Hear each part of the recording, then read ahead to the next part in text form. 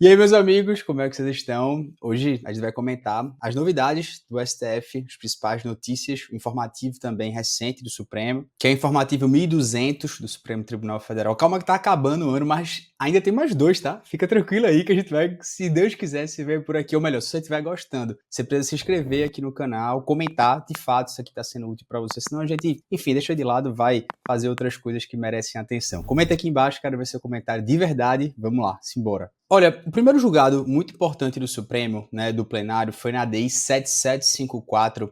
O ministro André Mendonça, ele foi o relator da tese que diz que é inconstitucional a gente ter uma lei estadual que restringe direito de pessoa com deficiência ao transporte de animal de assistência em aeronaves, porque isso ofenderia o princípio da vedação ao retrocesso. Professor, eu não entendi. É interessante aqui os fundamentos dessa decisão. Não sei se você lembra dessa ideia de você ter o cão-guia, né? Por exemplo, quando você vai no avião, né? As pessoas com deficiência podem ter o cão-guia, né? Só que teve uma lei no Rio de Janeiro, Lei 10.489 de 2024, que regulamentou o transporte desses animais de assistência emocional e também de serviço em voos no estado do Rio de Janeiro. Qual foi o grande problema? Ela reduziu os direitos já garantidos em normas gerais. E aí o Supremo entende que isso é inconstitucional com base em três pilares. O primeiro, a Convenção de Nova York sobre o Direito das Pessoas com Deficiência, que foi incorporado como emenda constitucional pelo artigo 5º, parágrafo 3º da Constituição.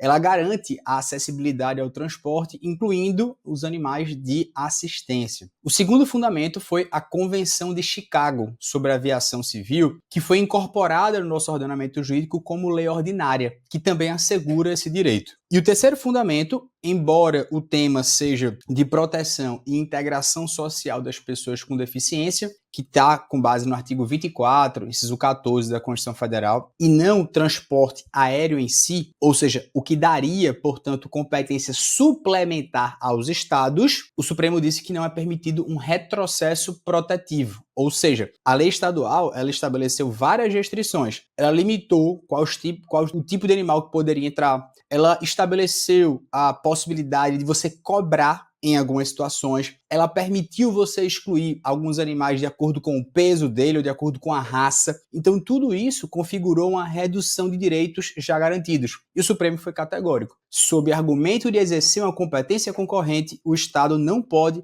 reduzir direitos de pessoas com deficiências assegurados em normas gerais. O segundo julgado, bem interessante, é sobre contribuição sindical assistencial, uma tese do ministro Gilmar Mendes, de relator, em que o Supremo disse o seguinte: são constitucionais as contribuições assistenciais impostas a todos os empregados, inclusive os não sindicalizados, isso é muito importante, desde que assegurado o direito de oposição, vedada a cobrança retroativa. Vamos entender os fundamentos, que esse julgado é bem interessante, que toca ali o direito tributário, também toca, enfim, de certo modo, o direito trabalhista. Esse é o segundo embargo de declaração no tema 935, que aperfeiçoa, de certo modo, a tese anterior. A decisão anterior do Supremo, ela já estabelecia, é constitucional a contribuição assistencial para todas as pessoas da categoria, inclusive pessoas que não eram sindicalizados, desde que você garanta o direito de se opor. Agora o Supremo integra essa decisão com três pontos fundamentais. O primeiro é que é vedada a cobrança retroativa dessa contribuição assistencial, referente ao período em que prevaleceu na jurisprudência que isso seria inconstitucional, pelo princípio da segurança jurídica e confiança legítima. O segundo, o direito de oposição, ele deve ser amplo e eficaz, então é vedado qualquer tipo de interferência de terceiros, seja de empregadores ou sindicatos, que dificulte ou limite esse direito. E o terceiro, que o valor dessa contribuição seja razoável, seja compatível com a capacidade econômica da categoria, mediante uma deliberação transparente e democrática em assembleia. O terceiro julgado, bem interessante, é das candidaturas avulsas, né? O tema 974 do Supremo, de relatoria do ministro Barroso. A tese que saiu no informativo foi o seguinte: não são admitidas candidaturas avulsas no sistema eleitoral brasileiro, prevalecendo a filiação partidária como condição de elegibilidade, nos termos do artigo 14,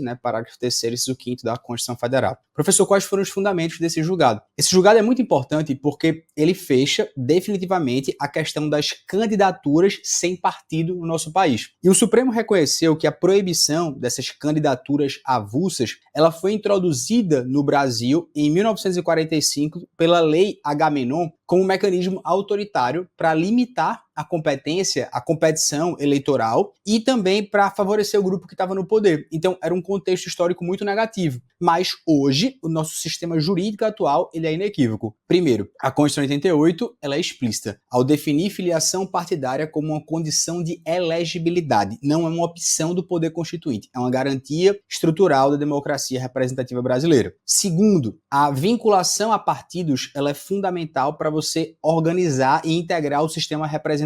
Por quê? Porque os partidos políticos têm uma função constitucional relevante na visão do ministro. E terceiro, o Pacto de São José de Costa Rica define fundamentos legítimos para a restrição de direitos políticos e ele não se sobrepõe à norma constitucional. Esse tratado ele tem um status supralegal, mas a Constituição prevalece sobre ele. E o Supremo tem jurisprudência firme sobre esse assunto. O quarto julgado é sobre o tema da revisão da vida toda. Eu não vou aprofundar aqui, mas é o tema 1102 de repercussão geral. E aí o Supremo basicamente julgou ali o embargo de declaração e definiu na tese, através do redator do acordo, o ministro Alexandre de Moraes, que o segurado do INSS que se enquadre na regra de transição, ele não pode optar pela regra mais favorável. Ou seja, em resumo, a tese da revisão da vida toda, ela foi superada. Só que houve modulação dos efeitos para proteger quem já recebeu. Então é como se o Supremo, ele cancela o tema 1102, que permitia você fazer uma revisão da vida toda, mas reconhece a modulação dos efeitos, para que as pessoas que já fizeram, vamos dizer assim, não tenham que devolver todo o dinheiro e também isenta do pagamento de honorários e também de custas e de perícias para as pessoas que buscavam a revisão em ações pendentes até essa data.